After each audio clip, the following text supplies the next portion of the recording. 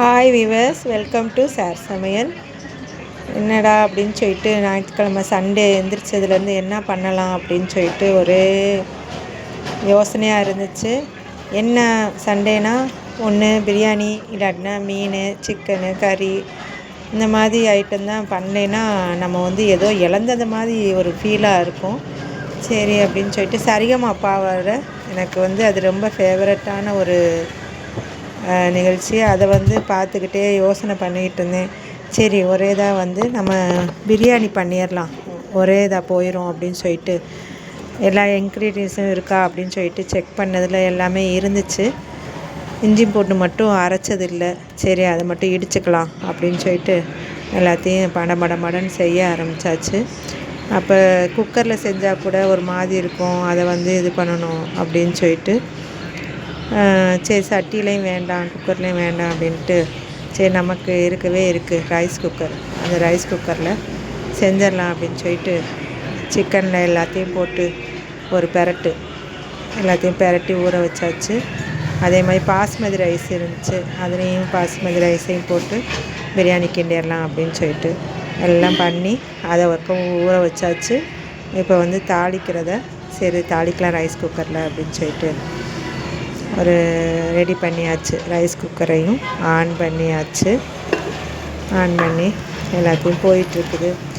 பாஸ்மதி ரைஸில் பிரியாணி ஆக்கி சாப்பிட்டு அதோட ஒரு ஊறுகாய் மட்டும் எனக்கு ரொம்ப பிடிக்கும் பிரியாணிக்கு. அது ஊறுகாய் இல்லைங்கிறதுல இருந்துச்சு. சரி அதை மட்டும் வாங்கிக்கலாம் அப்படின்ட்டு என்ன வச்சாலும் ஏதாவது ஒரு ஊறுகாய் இருந்தால் எனக்கு ரொம்ப இஷ்டம். அது சின்ன வயசுலேருந்தே அப்படியே பழகிருச்சு. அதனால் அதை மட்டும் யோசனை பண்ணிக்கிட்டே இருந்தேன். சரி அப்படின்னு சொல்லிட்டு தயிர் வெங்காயத்துக்கு ரெடி பண்ணியாச்சு. எல்லாத்தையும் போட்டு ஒரு வதக்கி ஒரு பெரட்டி கிண்டி அப்படியே சாப்பிட்லாம் அப்படின்னு சொல்லிட்டு இப்போ வெங்காயம் தக்காளி எல்லா பொடி எல்லாத்தையும் போட்டு வதக்கியாச்சு. இதில் என்ன ஒரு விஷயம்னாக்கா, நமக்கு இப்போ என்ன பண்ணுறது அப்படின்னு யோசிக்கும் போது சடன்னாக ஃபஸ்ட்டு வர்றது பிரியாணி. ஃபஸ்ட்டு எடுத்தோடனே நமக்கு ஒரு சடனாக ஒன்றும் இல்லாட்டினா மீன், இது ரெண்டில் ஏதாவது ஒரு விஷயந்தான் சடனாக வர்றதுனால நமக்கு இதில் எந்த ஆப்ஷனுக்குமே போகவே முடியலை. எந்த ஒரு மாற்று கருத்துமே இல்லாத ஒரே விஷயமா இருக்குது.